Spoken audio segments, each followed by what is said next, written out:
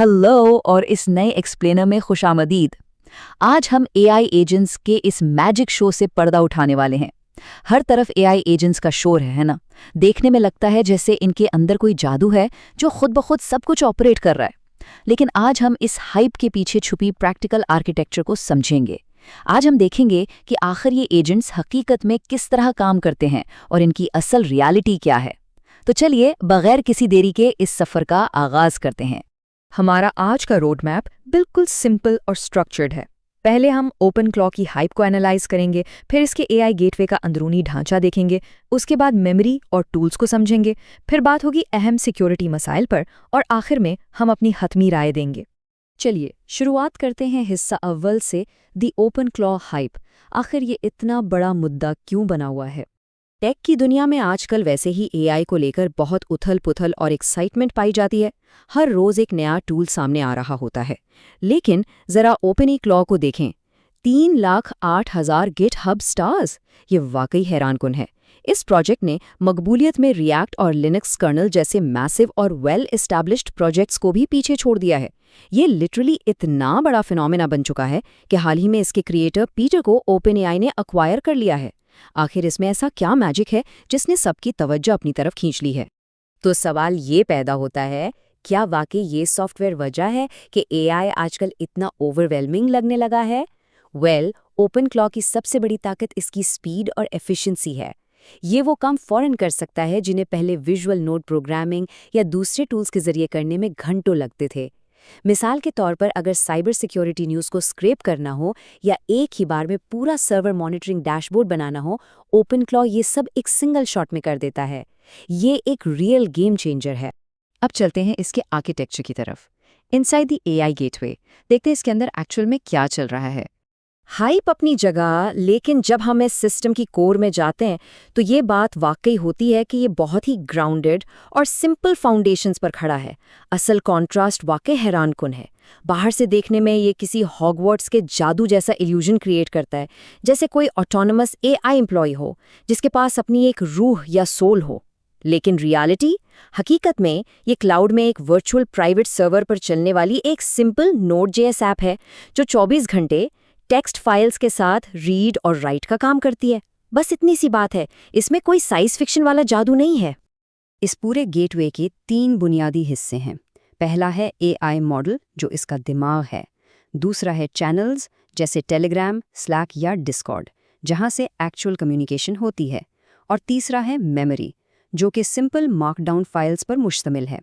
यहाँ ये समझना ज़रूरी है कि ओपन क्लॉ खुद कोई एआई नहीं है, बल्कि ये सिर्फ एक हार्नेस है।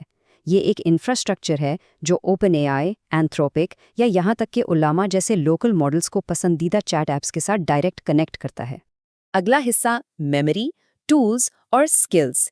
ये एआई एजेंट्स एक्चुअली सीखते कैसे हैं और एनवायरनमेंट में काम कैसे करते हैं। अगर हम इनकी लर्निंग प्रोसेस की टाइमलाइन पर गौर करें तो डे 1 पर एजेंट की लॉग फाइल में सिंपल सा लिखा होता है वोक अप। फिर जब उससे चैट इंटरैक्शन की जाती है तो उसकी कोर मेमोरी अपडेट हो जाती है। मसलन फेवरेट पोकेमॉन इज गेंगार। एजेंट की सो कॉल्ड रूह और शनाख्त लिटरली सिर्फ soul.md और memory.md जैसी मार्कडाउन फाइल्स हैं। ये फाइल्स वक्त के साथ बिल्कुल एक पर्सनल डायरी की तरह अपडेट होती रहती हैं, डेली जर्नल एंट्रीज बनाती हैं और लॉन्ग टर्म फैक्ट्स को रिकॉर्ड करती हैं।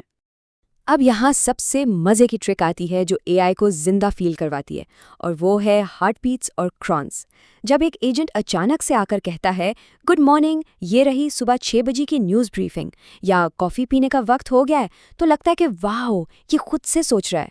लेकिन असल में ये सर्वर के सिंपल शेड्यूल क्रॉन जॉब्स होते हैं जो उसे प्रॉम्प्ट करते हैं। यही ऑटोमेटेड टास्क्स एजेंट को प्रोएक्टिव और जीता जागता होने का परफेक्ट इल्यूजन देते हैं। अब स्किल्स की बात करें तो क्लॉ हब एक डायरेक्टरी है जहां 33,000 से ज़्यादा ओपन सोर्स स्किल्स मौजूद हैं। इनसे एजेंट्स वर्ड डॉक्यूमेंट्स बनाने से लेकर वेब ब्राउजिंग तक सब कुछ कर सकते हैं। लेकिन यहाँ एक बहुत बड़ा खतरा भी है। अगर इन नंबर्स पर गौर करें तो जबकि 88% स्किल्स बिनाइन यानी महफूज हैं, इकोसिस्टम में 12% ऐसी स्किल्स मिली हैं जिन्हें मैलवेयर के तौर पर फ्लैग किया गया है। ये कोई छोटी बात नहीं है, ये एक बहुत स्टर्न वार्निंग है। और यहीं से हमारे अगले हिस्से की शुरुआत होती है, द सिक्योरिटी डम्पस्टर फायर। ये काफी सीरियस मुद्दा है। सोचिए, किसी एआई को एक ओपन सर्वर का मुकम्मल कंट्रोल दे देना इंतहाई मैसिव वल्नरेबिलिटीज पैदा करता है। इसीलिए टेक लैंग्वेज में इसे कहा जाता है you're a walking talking CVE. CVE यानी कॉमन वल्नरेबिलिटीज एंड एक्सपोजर्स। जब एआई के पास सिस्टम का अनफेटेड एक्सेस होता है तो एक्सटर्नल सोर्सेज से प्रॉम्प्ट इंजेक्शन और छुपाए हुए मैलवेयर का रिस्क अपनी पीक पर होता है। अगर इसे डिफ़ॉल्ट सेटिंग्स पर खुला छोड़ दिया जाए तो सिस्टम पर बहुत आसानी से अटैक हो सकता है। तो इस सब से बचने के लिए क्या किया जाए? यहाँ रेड लाइनिंग का कॉन्सेप्ट सामने आता है। ये बेसिकली agents.mmd कॉन्फ़िगरेशन फाइल के अंदर दी गई स्पेसिफिक प्रॉम्प्ट इंस्ट्रक्शंस होती हैं जो एआई के बिहेवियर्स और बाउंड्रीज को स्ट्रिक्टली डिफाइन करती हैं। आप इसे एआई के लिए एक किस्म की सीट बेल्ट समझ सकते हैं जो उसे अपनी हुदूद में रखती है। ये रेड लाइन रूल्स कुछ इस तरह के होते हैं। प्राइवेट डेटा को बाहर एक्सफिल्ट्रेट मत करो, बिना परमिशन के डिस्ट्रक्टिव कमांड्स रन मत करो, सर्वर की SSH कॉन्फ़िग को हाथ मत लगाओ, और सबसे अहम, जब भी किसी चीज़ में कन्फ्यूजन हो तो पहले इंसान से आकर पूछो। ये रूल्स हेल्पफुल ज़रूर हैं, मगर सबसे क्रिटिकल बात यह है कि ये सिर्फ और सिर्फ प्रॉम्प्ट्स हैं। इनकी कोई hard coded deterministic software enforcement नहीं होती, इसलिए सिस्टम को अब भी पूरी तरह बुलेट प्रूफ नहीं कहा जा सकता।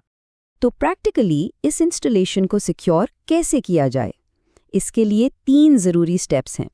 पहला स्टेप, सिस्टम पर OpenClaw security audit command run करना।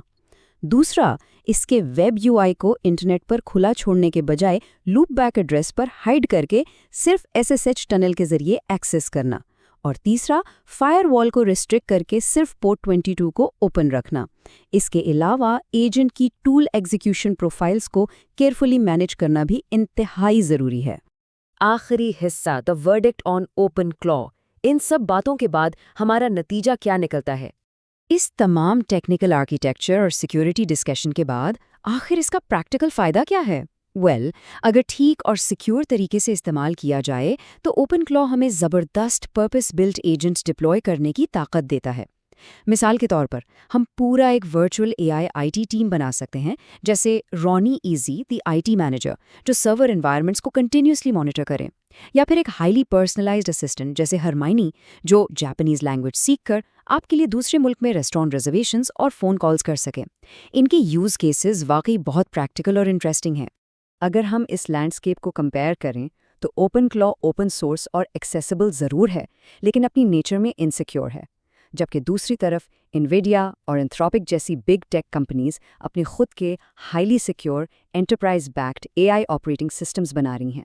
लेकिन यहाँ समझने वाली बात यह है कि ओपन क्लॉ की असल लेगेसी ये नहीं कि ये कितना परफेक्ट सॉफ्टवेयर है। इसकी असल कामयाबी ये है कि इसने दुनिया को प्रैक्टिकल डेमो देकर साबित कर दिया कि एआई बिल्कुल एक इंसान की तरह खुद एक कंप्यूटर सिस्टम चला सकता है। इस अजीम शिफ्ट ने टेक जाइंट्स को रेस में डाल दिया है। और अब आखिर में एक प्रोवोकेटिव सवाल जिस पर हम सबको ज़रूर सोचना चाहिए। जब ये तमाम टेक जाइंट्स अपने अपने मुकम्मल एआई ऑपरेटिंग सिस्टम्स बना रहे हैं जो कंप्यूटर्स को डायरेक्टली कंट्रोल कर सकते हैं, तो क्या कंप्यूटिंग का फ्यूचर पूरी तरह ऑटोनोमस होने वाला है? क्या अगले चंद सालों में हम मशीन्स को मैनुअल हदायत देने के बजाय बस उन्हें अपने गोल्स बताएंगे और वो खुद सारा काम कर लेंगे? ये सोचने वाली बात है और वक्त ही बताएगा कि हम किस तरफ जा रहे हैं। आज की इस एक्सप्लेनर में शामिल होने का बहुत शुक्रिया। नई टेक्नोलॉजी को एक्सप्लोर करते रहें और हमेशा सीखते रहें।